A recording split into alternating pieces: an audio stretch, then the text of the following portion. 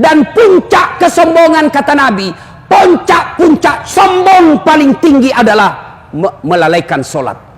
Itu orang paling sombong, itu orang yang tidak mau sholat. Ada di sini malah sholat? Ada? Ada? Ibu-ibu paling sering tidak sholat kapan? Kalau selesai haid. Nabi bilang suaminya, kenapa belum pakai sholat? Biasanya 5 hari, ini kok 7 hari belum sholat. Apa Nabi bilang? Ih, orang belum bersih.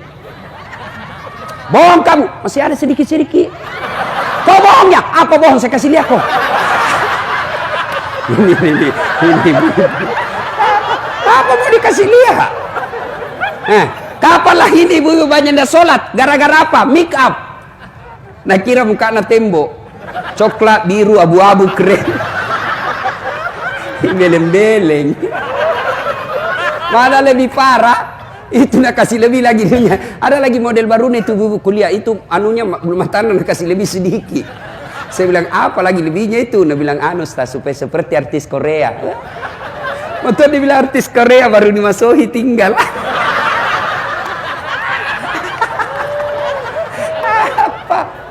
Apalagi di ibu-ibu banyak dah sholat. Gara-gara apa? Jilbab. Saya ini keliling-keliling ceramah Pak. Itu di Malaysia jilbabnya ibu-ibu di sana segitiga saja kasih peniti 1 selesai. Brunei juga begitu, di Filipina Selatan juga begitu, di Saudi juga begitu. Tapi begitu kita masuk di Indonesia, itu jilbabnya ibu-ibu, jilbab sakaratil maut. 3 lapis Pak, 3 lapis, kuning, biru, abu-abu. Ada lagi nak kasih miring-miring. 14 pentulnya, 17 cipi-cipinya. Ada kayak pohon-pohon di belakangnya sini Pak. Ya, dia pakai lah itu roknya yang sempit, sudah naik ke lehernya dengan kayu. Diambil 2 meter dulu kain, ripi. Jalan dia beginilah dia goyang. Jalan Nabi bilang suaminya, buru-buru ke ibu, sebentar lagi Pak. Beleng-beleng. Begitu masuk waktu sholat, hayya 'alas sholat. Datang suaminya, ibu, kok sudah haji itu? Baru-baru kok pulang umroh. Habis uangku 25 juta untuk kasih umroh kok. Kok sudah mau asar ini, kok belum sholat duhur? Kok sholat dulu? Sadar kok Pak. Justru saya sadar ini, kok suruh kok saya sholat. Sadar kok Pak.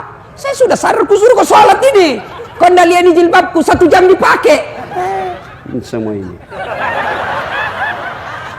Ayo. Baik Pak. Demi Allah.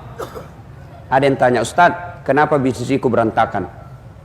Kenapa rumah tanggaku kacau? Kenapa setiap urusanku selalu berantakan? Tidak sembahyang kok bos. Kalau kau tidak sholat jangan kau harap baik hidupmu. Tidak ada itu.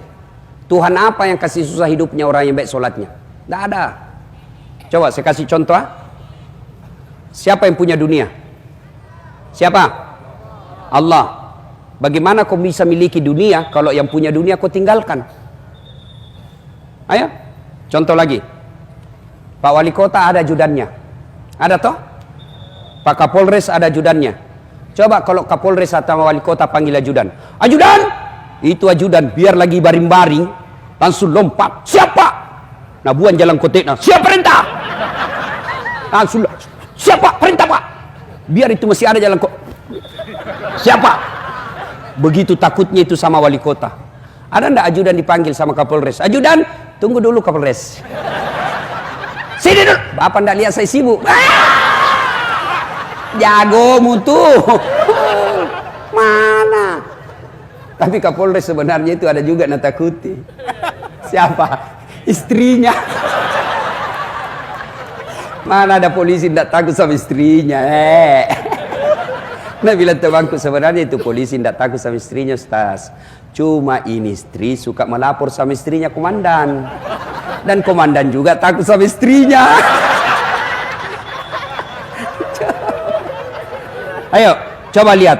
Manusia begitu takutnya sama wali kotanya, begitu takutnya Kapolresnya, dipanggil langsung lompat. Padahal bukan Kapolres yang kasih rezeki, bukan wali kota yang kasih ujumur, bukan wali kota yang kasih kesehatan, bukan Kapolres yang kasih kalian nyawa, Allah.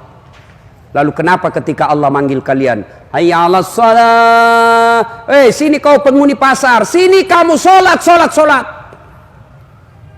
Kita berdoa, ya Allah murahkan rezekiku, ya Allah bahagiakan keluargaku, Allah panggil, oke, saya jawab itu doamu. Sini kamu, hayya alal falah. Sini, saya kasih kau kemenangan. Ibu tahu enggak itu artinya hayya alal falah? Hayya alal falah, sini saya kasih kau kemenangan. Allah panggil kita. Tapi apa jawaban kita? Tunggu, lagi ada pembeli. Urus itu pembelimu. Demi Allah, kalian mau sukses, perbaiki sholat. Tidak ada susahnya Allah kasih kamu pangkat jabatan. Maka teman-teman pegawai negeri, mau jadi kepala dinas, mau jadi camat, mau jadi sekcam, tidak usah cari muka sama wali kota. Wali kota sudah ada mukanya. Bapak juga sudah punya muka. Ada juga itu pegawai negeri kalau di depannya wali kota mereka kayak tidak punya harga diri saja. Ya, siapa? Tidak laku itu zaman kolonial itu begitu, bos. Saya biasa kasihan lihat itu pejabat di depannya, atasannya ada suaminya, ada istrinya, ada anaknya di situ. Anaknya dia lihat bapaknya kayak tidak punya harga diri. Ya pak, aduh jangan berlebihan pak. Lebih bapak minta kepada Allah.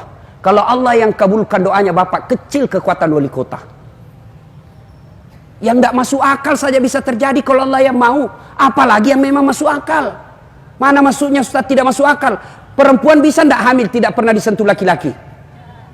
Hah? Pernah tidak perempuan hamil tidak pernah disentuh laki-laki? Tidak masuk akal. Tapi kalau Allah yang mau, Siti Maryam hamil tidak pernah disentuh laki-laki, lahir Isa alaihissalam. Maka adik-adik sekalian yang sudah sarjana sampai sekarang tidak dapat kerja, kau sholat dengan baik. Manfaatkan akhir Ramadan. Ngadu kau kepada Allah, bos. Minta kau kepada Allah, berdoa kau dalam sholatmu.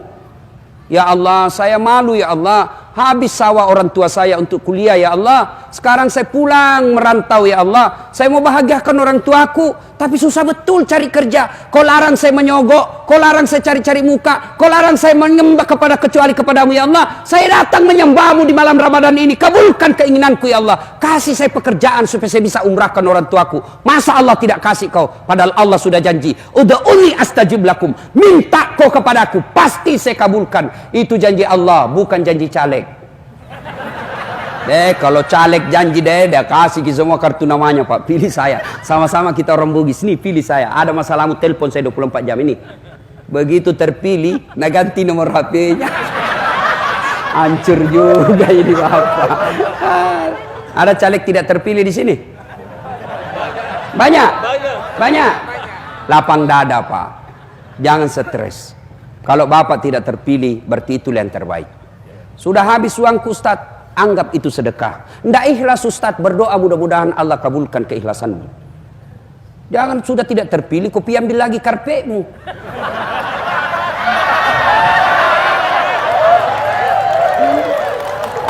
Ya, ayo sedekah.